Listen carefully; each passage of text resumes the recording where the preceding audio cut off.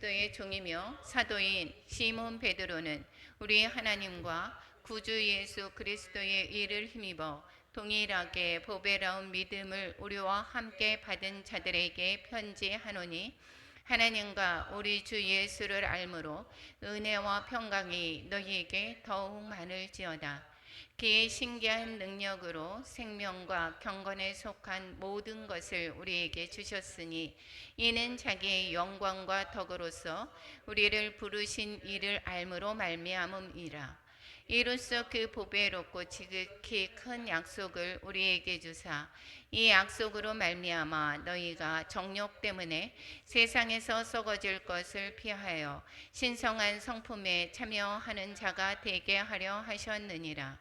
그러므로 너희가 더욱 힘써 너희 믿음의 덕을, 덕의 지식을, 지식의 절제를, 절제의 인내를, 인내의 경건을, 경건의 형제 우애를, 형제 우애의 사랑을 더하라. 이런 것이 너희에게 있어 흡족한즉 너희로 우리 주 예수 그리스도를 알기에 게으르지 않고 열매 없는 자가 되지 않게 하려니와, 이런 것이 없는 자는 맹인이라. 멀리 보지 못하고 그의 옛죄가 깨끗하게 된 것을 잊었느니라. 그러므로 형제들아, 더욱 힘써 너희 부르심과 택하심을 굳게 하라. 너희가 이것을 행한즉 언제든지 실족하지 아니하리라. 이같이 하면 우리 주 곧 구주 예수 그리스도의 영원한 나라에 들어감을 넉넉히 너희에게 주시리라. 아멘. 오늘은 베드로후서 1장입니다. 1장. 베드로후서 1장은 실족하지 않는 삶의 비결이라고 하는 제목을 가지고 우리 함께 은혜를 나누고자 합니다. 베드로서의 또한 기록 목적은, 베드로 전서는 외부의 그 고난에 대해서 우리가 하나님께 소망을 두고 잘 이겨나가라 라고 하는 그런 겉면의 말씀을 드려 주셨다면, 베드로 후서는 내부의 또한 그러한 고난, 또한 내부의 거짓 교사들의 그러한 일로 말미암아 이 성도들의 믿음이 또한 달성이 되는 것을 막고자 그래서 기록했다라고 이야기를 했습니다. 거짓을 유포하는 거짓 교사들을 또한 지적하고 하나님의 말씀을 비웃는 자들에 대해서 경고하고 있는 것입니다. 뿐만 아니라 성도들이 거짓 가르침에 현혹되지 말라고, 또 더욱 견고하게 그들의 소망과 신앙을 붙잡게 하려고 이 서신을 썼다라고 말씀하고 있습니다. 거짓 가르침에 현혹되지 않으려면, 거짓 교사들에 현혹되지 않으려면 어떻게 해야 될까요? 신천지가 딱 왔어요. 그래서 그들의 말을 저거 잘못됐네, 우리가 쫓아가지 않으려면 어떻게 해야 될까요? 말씀을 잘 알아야 돼요. 말씀을 잘 알아야 돼요. 우리가 신천지에 관해서 우리가 잘 알 수는 없어요. 그것을 내가 뭘 어떻게 해야 된다고 오늘 신명기에서도 말씀했죠. 그들의 신인이 어떠한가를 내가 잘 살펴가지고 이렇게 한다라고 하면 미혹된다라고 얘기했습니다. 우리가 다른 이단들을 잘 분별하고 현혹되지 않으려면 진리를 바로 알아야 되는 거예요. 그래서 이 베드로 후서의 주제어는 바로 지식입니다. 지식. 바른 또한 하나님의 말씀에 거하라는 거예요. 그래서 내가 진리를 바로 알았을 때에 그들에게 현혹되지 않을 수 있고, 내가 더욱더 하나님의 또한 부르심의 소망에 따라서 내가 지금의 현실을 잘 담대하게 이겨나갈 수 있는 것, 이것이 비결이 바로 지식이다라는 것입니다. 하나님을 아는 지식. 그래서 1장의 이야기를 하고 있습니다. 참 지식의 본질, 전체적인 내용이 지식에 관해서 이야기를 하고 있습니다. 이 지식은 하나님께서 그의 능력으로, 그의 약속을 통해서, 우리 약속을 또한 통해서, 내가 그 성경 구약의 말씀을 통해서 얘기를 할 때 아브라함의 언약이 있었습니다. 다윗의 언약이 있습니다. 계속 언약을 통해서 예수 그리스도의 보내심을 우리는 거기서 알 수가 있었죠. 그래서 하나님의 약속을 통해서 선물로 주신 것이다라는 것입니다. 그리고 이 지식은 하나님의 나라를 이제 충만히 경험할 수 있도록 준비하는 데서부터 성장처로 점점 자라게 하십니다. 그래서 또한 이러한 지식의 기초는 바로 무엇을 보고 알 수가 있나요? 성서의 계시에 있는 것이다라는 것입니다. 성경에 우리가 다림줄로 다 써져 있다라는 것입니다. 그래서 이것이 오늘의 말씀은 참 지식을 알 때에 우리가 알 때에 어떻게 됐냐? 오늘 본문에 뭐라 그랬습니까? 제목이 실족하지 않는 삶의 비결이다라는 것입니다. 실족하지 않는 삶의 비결이 바로 뭐라고요? 지식이다. 예수 그리스도를 아는 지식이다라고 가르쳐 주고 있습니다. 1장의 전체 내용입니다. 그래서 1장의 1절에서 2절은 인사말을 하고 있습니다. 이 사도 베드로는 자신을 어떻게 소개하고 있느냐? 예수 그리스도의 종이라고 이야기하면서 또한 동시에 사도라게 자신을 소개하고 있습니다. 종이다라고 하는 것은 우리는 어떻게 하죠? 우리가 독립적으로 내 마음대로 하는 게 아니죠. 우리는 소속돼 주인의 말씀에 우리가 종속이 되어 있고 그 그리스도인들이 여기에서 모든 그리스도인들이 종이라는 개념을 우리가 가져야 할 마음의 자세입니다. 그러니까 내 스스로 내 뜻대로 내 마음대로 하는 것이 아니다라고 계속 성경에서는 가르쳐 주고 있습니다. 이제는 내가 죽고 주님으로 살아가는 거. 교회의 머리가 바로 예수 그리스도. 그러니까 머리가 움직이는데 말씀하시는 대로 우리가 살아야 되지 않습니까? 그래서 이 종이라는 표현으로 자신을 소개를 하고 있고 우리 모든 그리스도인의 마음의 자세가 되어야 되는 것입니다. 사도다라고 하는 것은 보냄을 받은 자다라는 뜻입니다. 그런데 이 초대교회 안에서는 예수님께서 직접 선택한 12명의 제자를 가르치고 있습니다. 그런데 이 사도 바울이다 그랬는데 바울도 사도라고 얘기했습니다. 가는 곳곳마다 그래서 무슨 소리를 들었었죠? 네가 무슨 사도야? 너 사도가 아니잖아. 이 소리를 계속해서 했기 때문에 어떻게 하죠? 예수 그리스도가 나는 사도라고 하는 것을 계속 변증을 하고 있습니다. 계속 나는 주님을 만났고 주님께 직접 가르침을 받은 자야 이러면서 자기의 사도권을 주장하고 있습니다. 이 사도라고 하는 것이 주장이 안 됐다라고 하는 것은 그 사람의 말에 신뢰도를 가질 수가 없게 되는 것입니다. 그래서 이 사도 바울이 자신의 사도권을 계속해서 주장하는 원인은 내가 전하는 복음이 바른 복음이다라고 하는 그러한 내용을 담고 있다라는 것을 기억하셔야 될 것입니다. 여기서 시몬 베드로는 이렇게 이야기를 하고 있습니다. 시몬은 베드로의 본명이라고 말씀을 드렸습니다. 베드로는 예수님께서 새로 주셨죠. 주는 그리스도시요 살아계신 하나님의 아들이다라고 하는 아들이십니다라고 하는 그 베드로의 고백을 들었던 주님께서 뭐라고 얘기하십니까? 시오나 바요나 시모나 내가의 복이 있도다. 이것을 알게 하시는 것은 누구라고 그랬습니까? 하늘에 계신 내 아버지께서 알게 해주셨다라는 이야기를 합니다. 그래서 내가 이제는 내게 이르노니 너는 베드로라. 이 베드로의 뜻은 반석이다라고 이야기를 하고 있죠. 그러니까 이 베드로의 이 신앙의 고백 위에 교회가 세워진다라고 하는 것을 말씀하고 있는 것입니다. 그래서 그 베드로의 그 반석이다. 여기에서 이 반석 위에 내 교회를 세운다라고 하는 것은 이 신앙의 고백 위에 교회가 세워지는 것을 말합니다. 베드로가 진심으로 이제 변화될 때는 언제부터 변화되었죠? 예수님을 잘못 오해를 하고 있습니다. 그래서 안 됩니다. 예수님께서 죽으실 것을 가르쳐 주시죠. 그리고 3일 만에 부활할 것을 이야기합니다. 절대 그럴 수 없습니다. 이렇게 항변을 하죠. 그런데 사탄아 물러가라. 이러한 소리를 들었던 사람이 누구였습니까? 베드로였습니다. 뿐만 아니라 베드로는 예수님을 3번이나 부인을 하게 되죠. 왜 부인을 했습니까? 너가 이 예수와 여기 저 사람과 같이 다녔던 그 도당이다 라고 했을 때 자신이 해가 될까 봐 두려워서 모른다고 부인을 하게 되죠.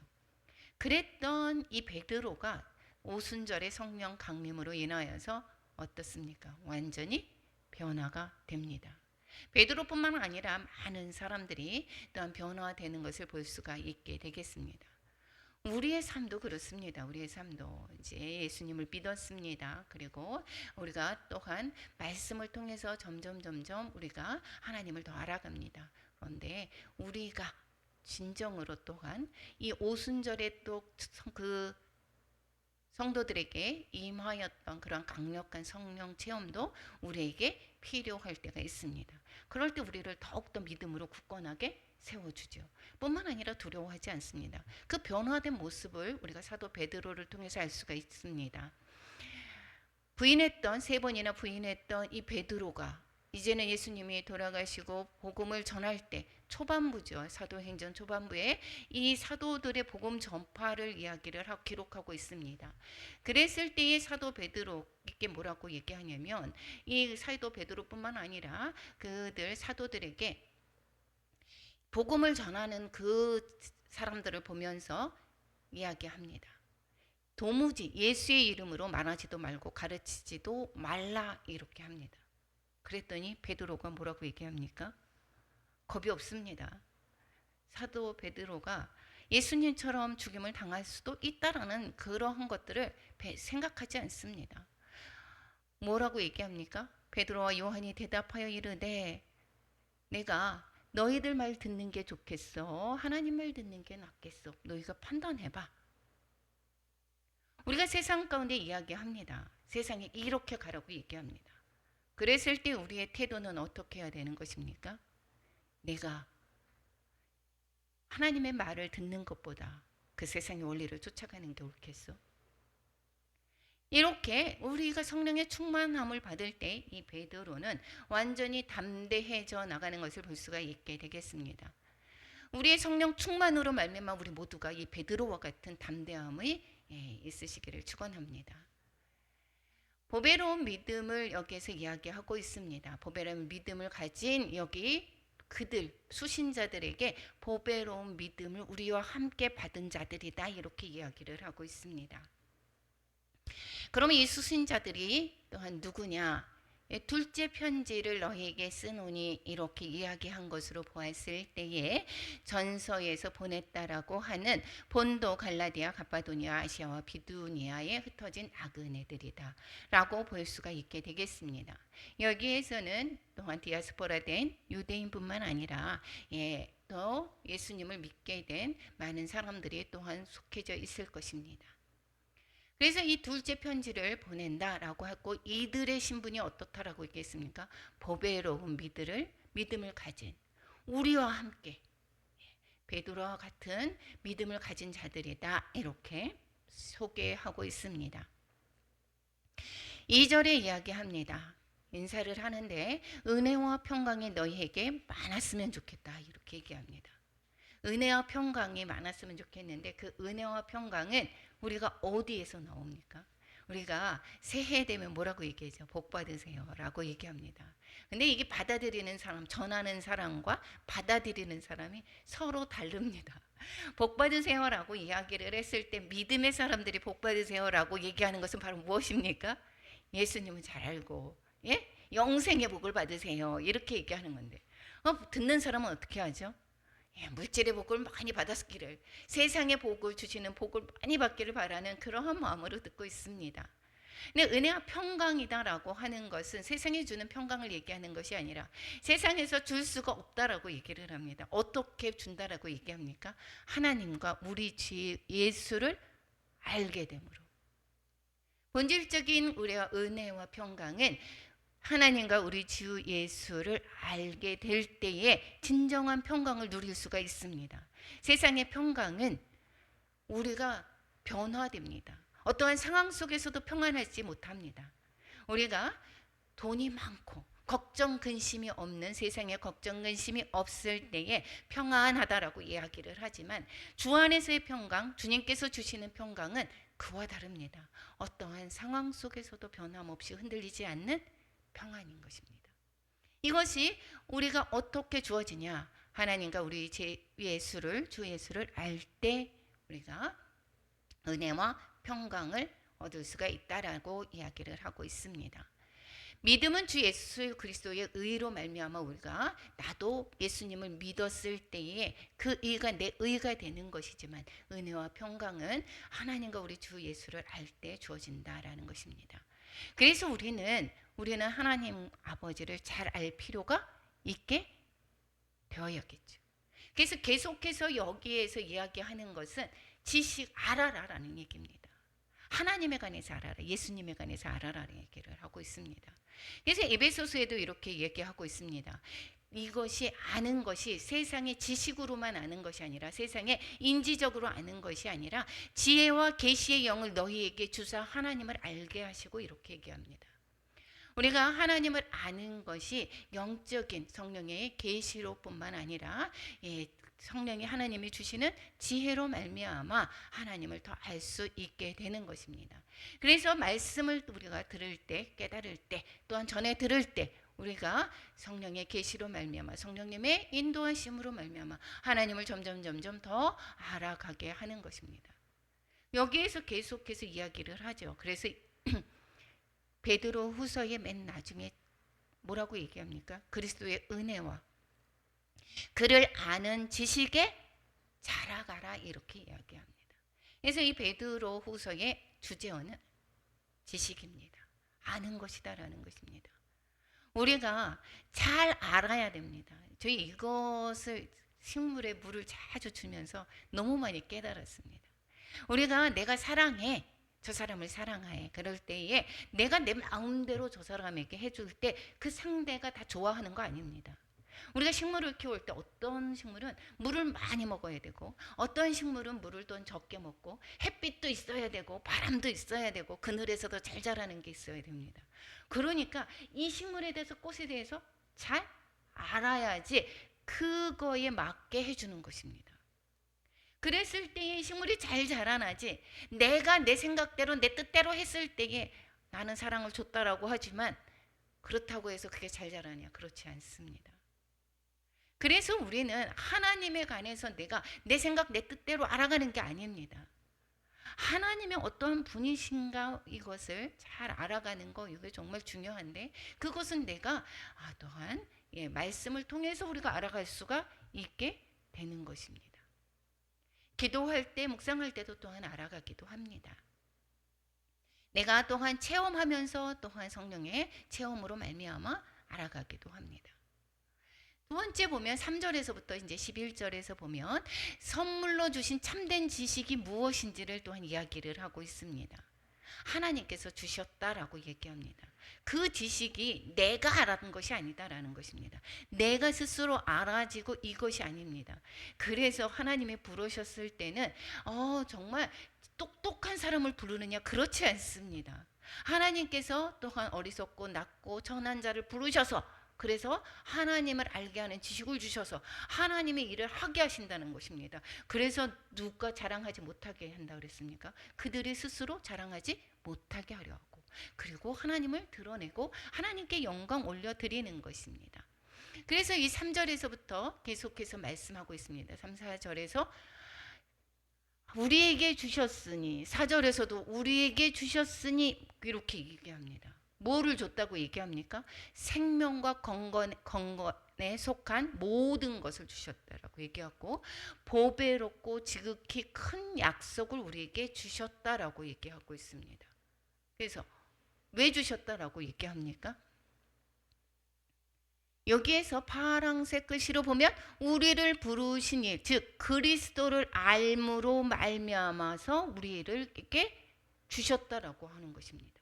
그래서 하나님의 그 신기한 능력으로 말미암아 우리가 생명과 경건에 속한 모든 것을 우리에게 주셨는데 그리스도를 우리가 알지 못하면 예수님과 관계가 없는 사람이면 이것을 받을 수가 없다라는 것이죠. 그래서 우리가 이 받는 비결은 바로 우리를 부르신 그리스도를 알므로 말미암았습니다.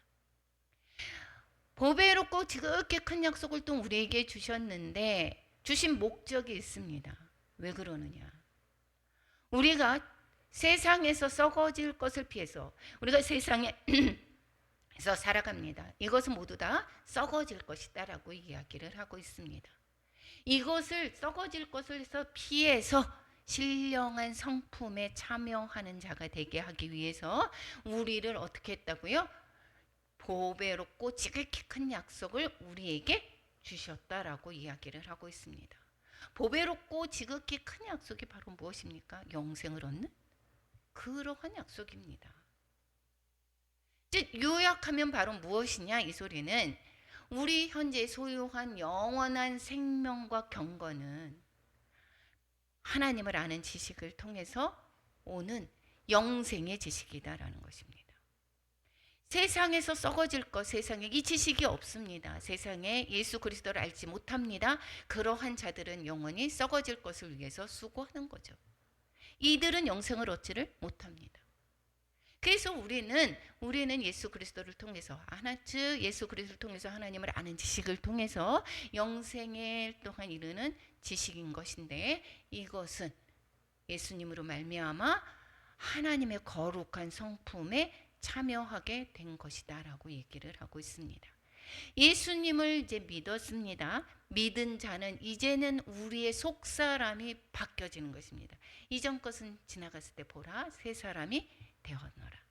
우리가 예수님을 믿는 것에서 그친다라고 하면 세상 사람들과 별 다름이 없게 되겠죠. 그런데 이상하게 우리가 예수님을 믿고 영생을 얻는 그런 약속을 이제 받았습니다. 그러한 자는 이제 삶을 이제는 내가 주인이 되는 삶이 아니라 이제는 누가 예수 그리스도가 주인이 된 아까 사도 베드로가 말씀했던 그리스도의 종이다라고 표현한 것처럼 우리는 예수 그리스도께 속한 자로 우리는 살아가야 되는 것입니다.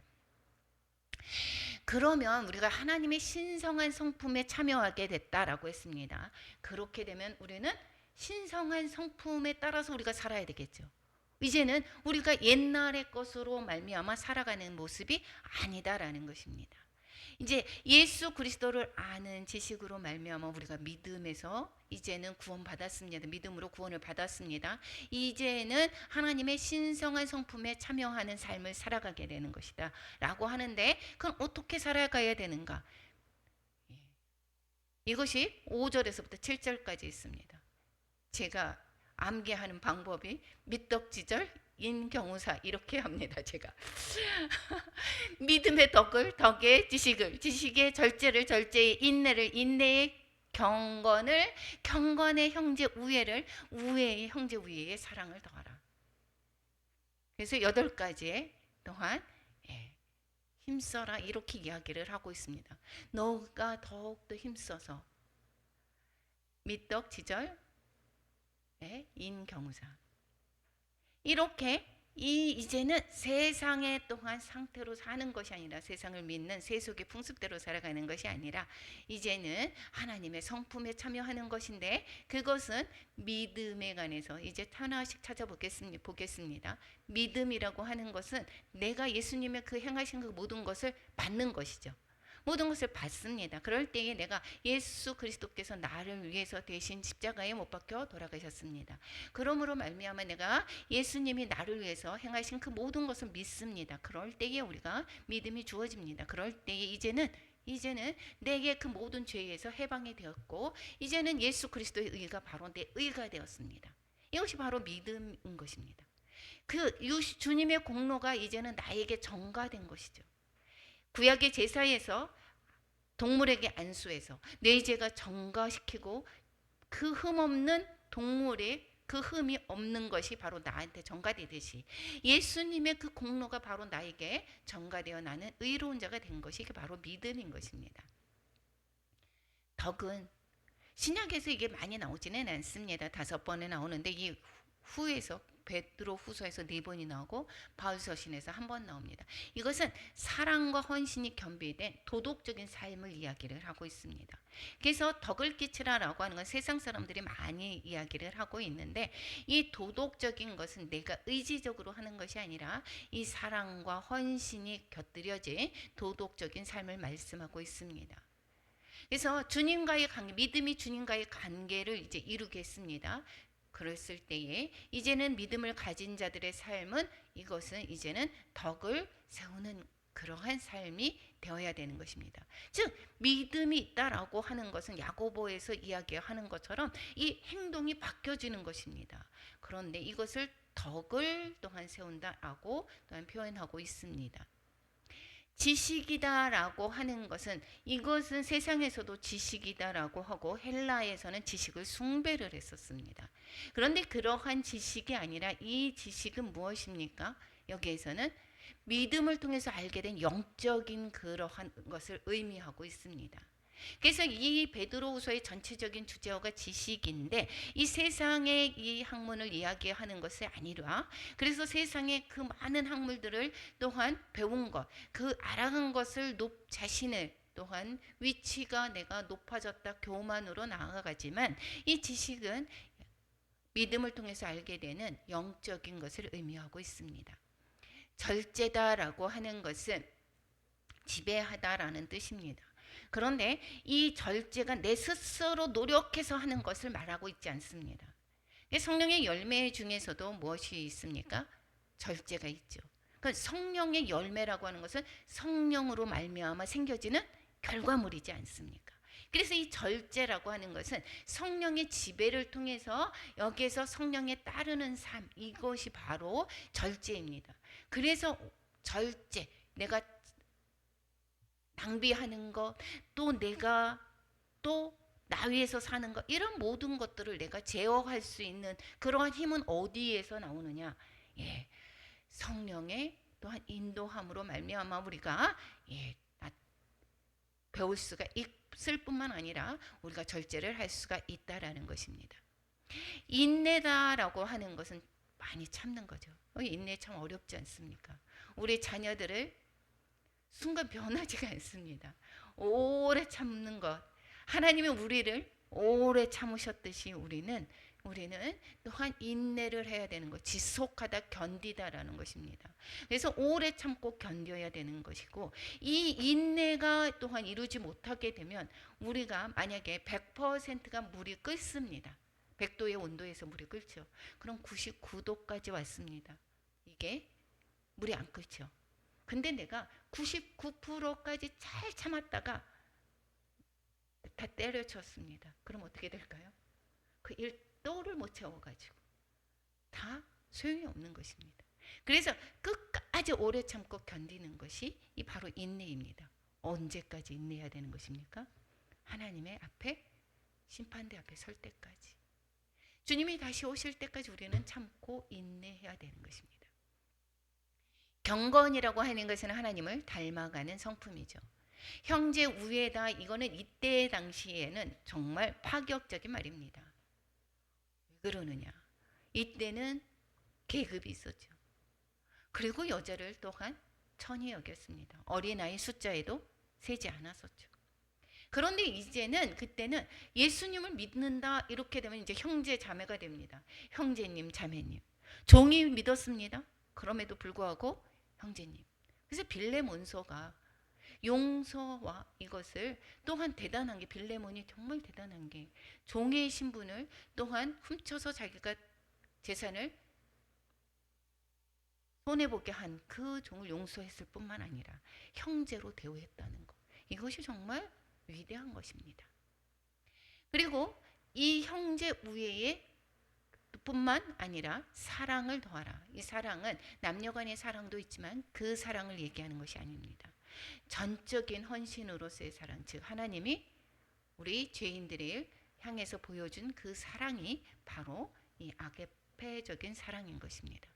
이것이 점점 믿음에서부터 시작해서 이제 사랑의 완성까지 이르도록 해라라고 이야기를 하는 것이고 이 예수님의 성품의 최고치가 무엇입니까? 사랑이죠.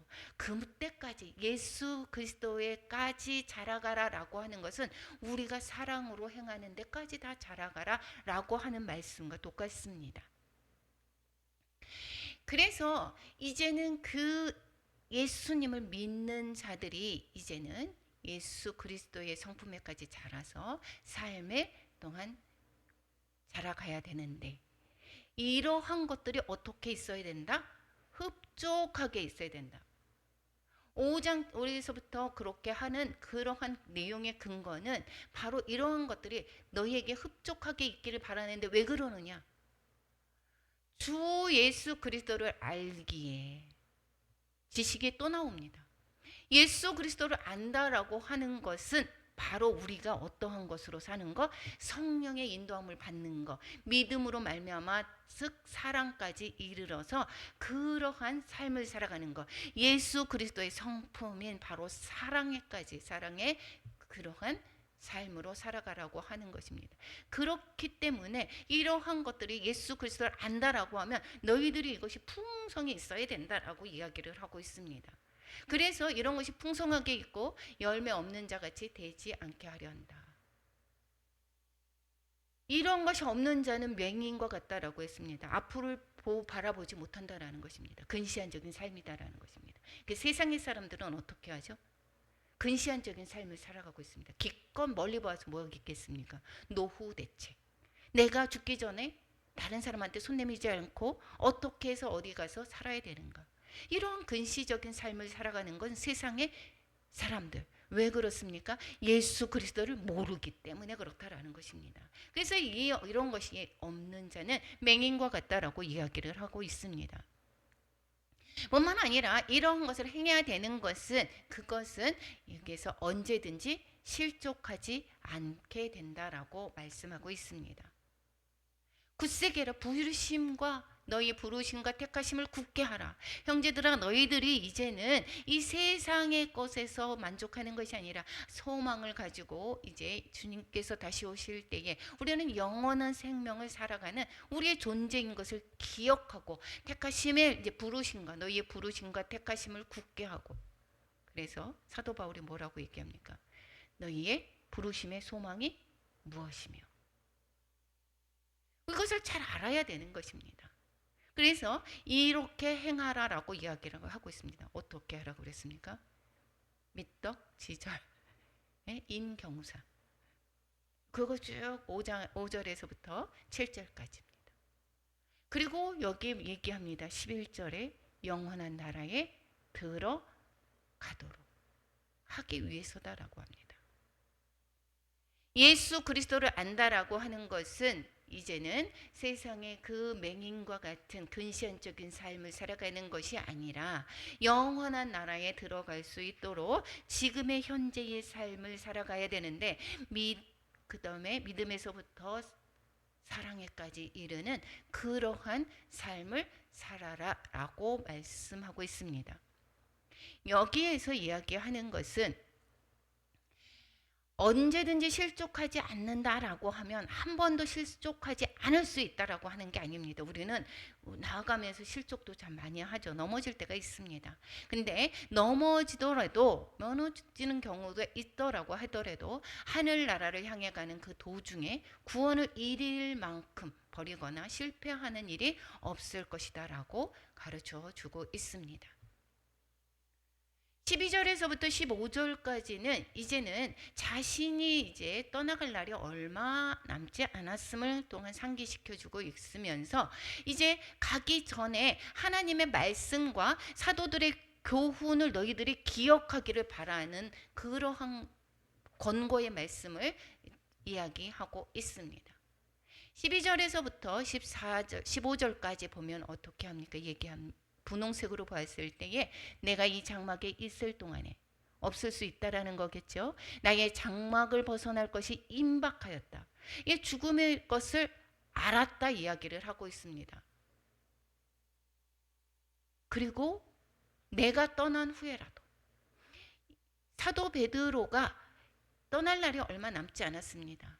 그래서 그랬을 때에 무엇을 당부하려고 합니까? 떠나가기 전에 너희에게 생각나게 하려 한다. 노란색. 너희를 일깨워 생각나게 하려 한다. 이러한 것들을 생각나게 하려 한다. 이렇게 강조하고 있습니다. 이러한 것들이 바로 무엇입니까? 자신이 가르친 중요한 교훈들이 생각나게 하려고 한다. 이 얘기를 하고 있습니다. 즉 이것들을 알고 그리스도를 믿고 하나님의 은혜를 맛보고 있는 것을 너희들이 그것을 내가 알고 있다. 이미 진리에 있는데 내가 떠나더라도 이 진리에서 너희들이 떠나지 않게 되기를 원하고, 이 진리가 항상 너희를 생각하게 되어서 이 진리 안에 머물 수 있었으면 좋겠다라고 하는 말씀이 지금 12절에서부터 15절까지의 말씀인 것입니다. 그래서 이 본 베드로 후서의 기록의 목적을 여기 써 있죠. 이러한 것, 자신이 가르친 중요한 교훈들 생각나게 하련다. 이것은 바로 사도 베드로가 새롭게 가르쳐 주는 것이 아닙니다. 어떠한 것입니까? 말씀에 이미 기록된 것을 이야기하는 것입니다. 그리고 또한 분명히 본인이 체험한 것도 있지만 무엇에 기초를 둡니까? 하나님의 말씀에 기초를 두는 것을 볼 수가 있게 되겠습니다. 그래서 이 말씀은 예수님을 생각했을 것입니다. 예수님이 떠나가기 전에 여기에서 당부를 하고 있죠. 시몬아 시몬아 보라, 사탄이 너희를 밀가불듯이 하려고 요구하였으나 그러나 내가 너를 위하여 내 믿음이 떨어지지 않기를 기도하였노니 너는 돌이킨 후에 내 형제를 굳게 하라. 이 말씀을 기억할 것입니다. 그래서 이 사도 베드로는 이 자신의 서신을 보내는 그 형제들에게 그 생각나게 한다. 형제들을 믿음에 굳게 서게 하기 위해서 이 서신을 쓰는 것을 볼 수가 있게 되겠습니다. 사도 바울도 이야기를 하고 있죠. 우리의 장막집이다 이렇게 이야기합니다. 텐트다라고 이야기를 하고 있습니다. 우리의 지금의 이 삶은 나그네와 같은 삶인 것이고 우리의 삶은 텐트와 같은 것입니다. 텐트를 치고 가는 것입니다. 텐트의 특징은 무엇입니까? 우리가 옮겨갈 때에 금방 접을 수 있는 것입니다. 이 나그네와 같은 그 삶에 우리는 그 모든 것을 집중하는 것이 아니라 우리의 집중은 바로 영원한 하늘나라에 있는 것을 기억해야 될 것입니다. 이러한 것을 자신이 가르친 중요한 교훈들을 생각나게 하려 한다라고 하면서 이 편지의 서신의 목적을 쓰고 있습니다. 이것을 어떻게 실현했을까요? 이것은 말로는 베드로서가 없습니다. 베드로서는 베드로전서 후서가 있죠. 복음서는 베드로 복음서가 없습니다. 그런데 이 구체적으로 베드로전서에서 보면 내 아들 마가라라고 이야기를 하고 있고 이 마가는 헬라어에 능통합니다. 그래서 이 마가를 데리고 통역관으로 썼던 사람이 바로 이 베드로죠. 그래서 이 청년 베드로에게 마음을 두고 마가에게 예수님의 일대기를 쓸 준비를 시켰던 것을 우리는 추측해 볼 수가 있습니다. 그래서 이 마가는 마가복음을 썼던 것이고 이것은 바로 베드로 복음이다라고 이야기를 하고 있는 내용이 이 마가가 베드로에게 그 받았던 가르침의 내용들을 가지고 썼던 것을 우리는 추측해 볼 수가 있게 되겠습니다. 그래서 이 사도 베드로가 이 중요한 하나님의 그 받은 교훈들을 어떻게 남겼느냐, 마가복음을 통해서 우리가 잘 남긴 것을 볼 수가 있게 되겠습니다. 16절에서부터 21절까지는 지식의 확증이다라고 말씀하고 있습니다. 그 당시에 재림을 부인하는 이단의 공격이 있었습니다. 영지주의들이 되게 많이 있었죠. 그리고 뿐만 아니라 그리스도의 재림의 확실성에 대해서 여기에서 그들은 부인하고 있습니다. 그러니까 이들이 얘기하는 지금도 마찬가지죠. 신천지에 가서 공부했다는 거기도 성경 갖고 공부합니다. 구원파 또 하나님의 교회 모두 다 어떻게 하죠? 성경의 말씀으로 또한 이야기하고 있습니다. 성경의 말씀에 관해서 여기에서 이야기를 하는 거 어떠한 사람도 이게 맞는 거 아니냐라고 이야기를 하고 있습니다. 그거에 대해서 이야기를 하고 있습니다. 16절에서 이렇게 이야기합니다. 내가 가르친 것을 잘 기억나게 하려 한다라고 이야기를 하는데 내가 이 전하는 이것은 뭐라고 얘기합니까? 내가 너희에게 알게 한 것은 교묘히 만든 이야기를 따른 것이 아니다. 교묘히 만든 이야기를 따른 것은 바로 무엇입니까? 영지주의라든가 다른 거짓 선지자들의 말이라고 하는 것입니다. 내가 전하는 이것은 예수 그리스도의 능력과 강림하심을 너희들에게 알게 했는데 이것은 그들과 다르다. 참 지식이다라고 이야기를 하고 있습니다. 예수 그리스도의 능력이다라고 하는 것은 하나님께로 받아서 자기 백성을 구원하시며 만유를 다스리는 그러한 권능을 말씀하고 있습니다. 복음의 진리가 어떻게 된 것이냐? 이것은 헛된 것이 아니다. 참지식이다. 한마디로 참지식이다라고 이야기를 가르쳐주고 있는 것입니다. 그러니까 영지주의나 이러한 것들은 참지식이 아니다라는 이야기를 하는 거가 되겠죠. 베드로 자신이 이것을 그 이유를 이야기를 합니다. 여기 있을 때 변화산에서 주님을 영광스러운 것을 직접 목격했음을 또한 증거로 이야기를 하고 있습니다. 그의 크신 위엄을 친히 보았다.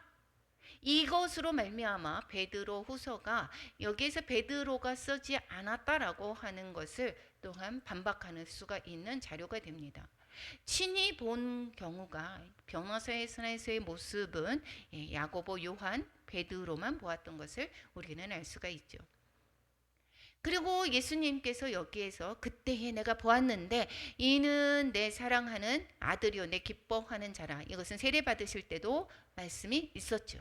여기 변화산에서도 있었습니다. 그때에 존귀와 영광을 받은 것을 내가 하나님으로부터 하나님의 직접적인 그러한 영광이 하나님의 자녀인 것을 신성을 드러냈던 것을 내가 직접 보았다. 하나님의 아들 신성에 나타난 것을 나는 보았다라는 이야기를 하고 있습니다. 그래서 이 소리는 우리가 그와 함께 거룩한 산에 있을 때에 하늘로부터 난 것을 들은 것이다라고 이야기합니다. 세례 받을 때는 요한만 들었죠. 그런데 변화산에서의 그 사건은 여기에서는 베드로가 직접 들었던 말을 알 수가 있습니다. 그러면서 이 신성에 또한 예수님의 신성을 내가 알게 되었다라고 이야기를 하고 있습니다. 내 체험만이 아니라 뭐가 증거한다고 그랬습니까? 그리스도의 확실성은 구약 예언들도 증거하고 있다라고 얘기하고 있습니다. 이 말씀에서 가르쳐주고 있다라고 이야기를 하고 있습니다. 우리에게는 또 더 확실한 예언이 있다라고 이야기를 하고 있습니다. 우리가 체험에 관해서 우리가 자칫 잘못하면 우리가 거짓 선지자들도 기사와 이적을 행한다라고 이야기를 했죠. 그래서 우리의 체험이 우리 체험을 나에게는 믿음의 성장을 되게 많이 보여주고 있습니다. 그리고 뿐만 아니라 더 우리가 체험을 통해서 우리가 점점 더 확실한 믿음을 갖게 되는 그런 동기부여가 됩니다. 그렇지만 그것으로 다 끝이 아닙니다. 우리가 말씀을 바로 알았을 때에 구약의 모든 예언이 예수 그리스도를 또한 나타내주고 있습니다. 또한 다시 오실 예수님의 초림의 예수님을 말씀해 주고 있고 또한 말씀에 다시 오실 예수님도 말씀해 주고 있습니다. 또 확실한 예언이 있다. 여기에서 말씀이 가르쳐 주고 있다. 이것은 어두운 데를 비추는 등불과 같다라고 말씀하고 있습니다. 그런데 이 성경은 이 확실한 예언이 있는데 이것은 어두운 데를 비추는 등불과 같은데 여기에서 같은 예수님이 너희 마음에 떠오르기까지 예수님을 너희가 알아가기까지 이것을 어떻게 하라고요? 주의하는 것, 주의를 기울이는 것이 옳다. 말씀에 계속해서 주의를 기울이는 것이 옳다라고 이야기를 하고 있습니다. 마음에 온전히 깨닫게 되기까지. 그래서 하나님의 말씀의 의미는 하고 성경의 예언은 우리가 계속해서 우리를 계속 성경의 말씀을 계속 가까이 할 때에 우리의 마음에 또한 주님이 또한 알아가게 되죠. 예수 그리스도를 점점 더 알아가게 성경은 합니다. 이렇도록 말씀에 주의를 기울이는 것이 좋다라고 이야기를 하고 있습니다. 말씀에 잘 기울이지 않으면 어디에 빠지기 쉽습니까? 잘못된 길로 빠지기가 쉽다라고 이야기를 하고 있습니다. 거짓된 허구적인 신화의 마음을 빼앗길 수가 있다. 그래서 거짓 선지자 이러한 것에 너희들 현혹하지 말아라. 신명기에서는 오히려 그들을 죽이라까지 말씀하지 않습니까? 꿈꾸는 자 이러한 자들. 그래서 우리가 어두운 이 세상에서 살아갈 때에 우리가 이렇게 비치는 유일한 빛이 무엇입니까? 그리스도의 말씀인 것입니다. 우리가 그래서 내 길의 등이다. 우리가 하나님의 말씀은 우리의 등인 것입니다. 가는 길에 불빛인 것입니다. 그래서 하나님의 계시의 빛이 우리의 마음에 온전하게 빛나게 될 때에 우리는 예수님을 더 그분의 모습을 그대로 알 수 있게 될 뿐만 아니라 우리가 점점 그리스도를 더 닮아가는 것입니다. 그래서 지금 우리 어떻게 되죠? 점점 어린아이와 같은 신앙에서 점점 자라가지 않았습니까? 그래서 내 마음대로 행했던 것이 이제는 어떻게 하죠? 내 마음대로 행해지게 되나요? 그렇게 되면 마음이 불편합니다. 내 생각과 내 뜻대로 가는 것이 불편합니다. 이것이 바로 점점 그리스도의 또한 분량에까지 자라가는 모습인 것입니다. 그런데 이 말씀에 관해서는 구약의 성경을 말씀하고 있습니다. 여기에서는 모든 예언은 사사로이 풀 것이 아니다라고 이야기를 하고 있습니다. 성령의 감동으로 쓰여진 것이다라고 말하고 있죠. 성경은 많은 저자들을 두고 있습니다. 그런데 이 모든 많은 저자들에게 다 다르고 시대도 다르지만 모두 성령의 감동하심을 받아서 기록한 것입니다. 그렇기 때문에 전후 맥락이 다 똑같습니다. 시대가 달라도 똑같은 말씀을 하고 있습니다. 그래서 하나님께 받아 말한 것이다. 그래서 우리가 하나님께서 이 출처가 어디입니까? 하나님께로부터 온 것입니다. 말씀은. 그래서 하나님을 우리가 더 잘 알아가는데 필요한 것이 바로 무엇이죠? 하나님의 말씀인 것입니다. 그런데 우리가 말씀을 잘 모릅니다. 모를 때 어떻게 해야 되는 것이죠? 내 마음대로 푸는 것이 아니다 이렇게 얘기합니다. 그래서 특히 요한계시록을 잘못 풀어가는 사람들이 너무 많지 않습니까? 이 사사로이 푸는 것이 아니다라고 이야기를 하고 있습니다. 우리가 깊이 기도하고 묵상하면서 성경의 말씀의 의미를 깨달을 수 있습니다. 그렇지만 우리가 건전한 신학과 교회의 지도를 당연히 받아야 되는 것이고 우리가 확실하게 아는 것은 우리가 알 수가 있지만 우리가 잘 모르는 것이 있습니다. 이것은 난해 구절이다라고 하는 것을 내가 억지로 풀려고 하다가 망하는 경우가 정말 많습니다. 이 거짓 선지자들이 어떻게 하죠? 자신의 마음대로 사사로이 뭐예요? 개인의 뜻대로 풀어서 망하는 것이다.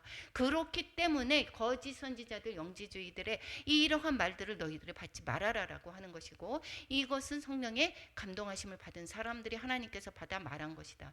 이것은 바로 무엇을 얘기하고 있습니까? 이 사도 베드로의 말씀 교훈을 이것은 바른 교훈이다라는 것을 깨닫고 그 말씀에 생각나게 하려고 즉 이 베드로가 없어도 그 말씀을 깨닫고 이 어려운 그 상황 속에서 그 시대 속에서 잘 이겨나갈 수 있도록 이야기하는 것입니다. 그러니까 무엇을 가르쳐주고 있습니까? 지식에 관해서 예수 그리스도께서 어떠한 분인지 어떻게 우리에게 예수 그리스도를 예비한 그 모든 것들이 무엇인지를 확실하게 알아라 라고 하는 것을 말씀하고 있습니다. 디모데 후서에서도 하나님의 감동으로 된 것이다 라고 말씀하고 있습니다. 그래서 또한 고린도 전서에서는 여기에서 하나님의 일도 하나님의 영 외에는 아무도 알지 못한다라고 말씀하고 있습니다. 그래서 성경에 이쪽에서 잘 모르는 것 또 다른 또한 성경의 내용을 통해서 점점 이 맞춰가면서 우리가 해석하는 것을 우리는 알 수가 있게 되겠죠. 뿐만 아니라 우리가 성령의 감동으로 말미암아 하나님을 더 알아가게 되고 또한 말씀을 통해서 우리가 들었을 때에 내 마음의 확증으로 또한 성령의 인도하심을 받는 것을 알 수가 있습니다. 그래서 우리가 자칫 예언을 나는 받는 사람은 저는 신령한 예언자야 라고 해서 그때에 갔을 때에 그 사람이 받은 것이 확실한지도 잘 모릅니다. 뿐만 아니라 그 사람들이 사사로이 그동안 감동된 것도 풀 때가 많습니다. 그래서 우리는 예언에 되게 조심해야 되는 것입니다. 이거 자칫 잘못 가면 잘못 가는 경우 정말 많습니다. 그래서 이단들이 행하는 것이 무엇입니까? 예언을 통해서 그 사람들을 미혹하기도 합니다. 그래서 우리는 하나님의 말씀에 관해서 잘 알아야 된다라고 하는 거, 하나님의 말씀은 사서로이 풀어서는 안 된다라고 하는 것이고, 또한 예수 그리스도를 잘 알아서 미혹에 빠지지 말게 하고, 또한 영생은 확실하게 있는 것을 너희들이 믿어라 라고 가르쳐주고 있습니다.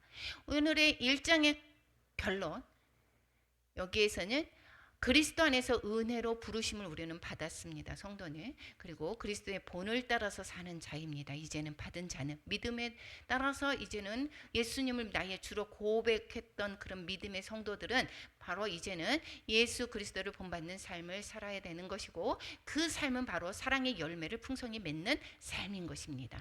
이랬을 때에 이를 위해서 진리의 말씀을 굳게 지키고 또 성령의 조명 가운데서 진리를 바로 알아고, 아는 것에서 그치는 것이 아니라 그 말씀에 순종함으로 말미암아 하나님의 구원의 복을 충분히 누리며 살아가야 되는 것입니다.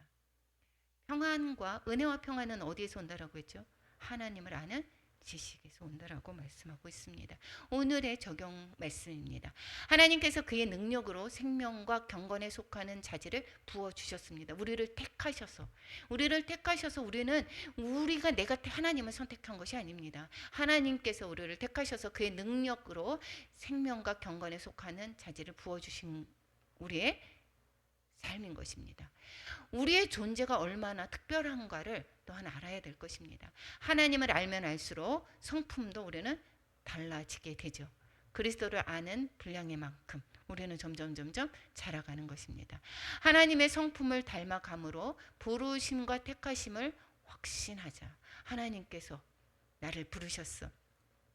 확신하는 그러한 믿음을 가져야 될 것입니다.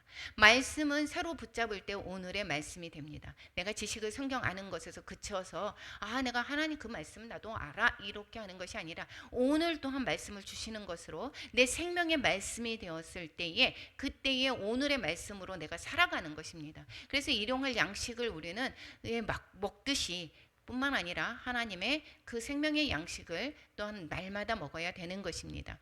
개인적인 체험보다 어디에 더 근거를 두라고 얘기했습니까? 말씀에 더 근거를 둬야 되는 것을 기억하시기 바랍니다.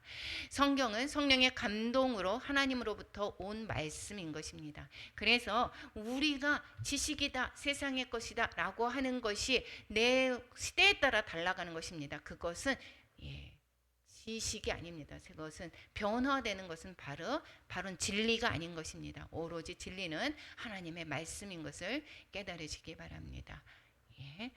우리 또한 오늘 말씀을 통해서 우리에게 적용해 주시는 그 말씀을 통해서 날마다 주님의 주시는 큰 복을 누리며 살아가는 우리 모두가 되기를 축원합니다.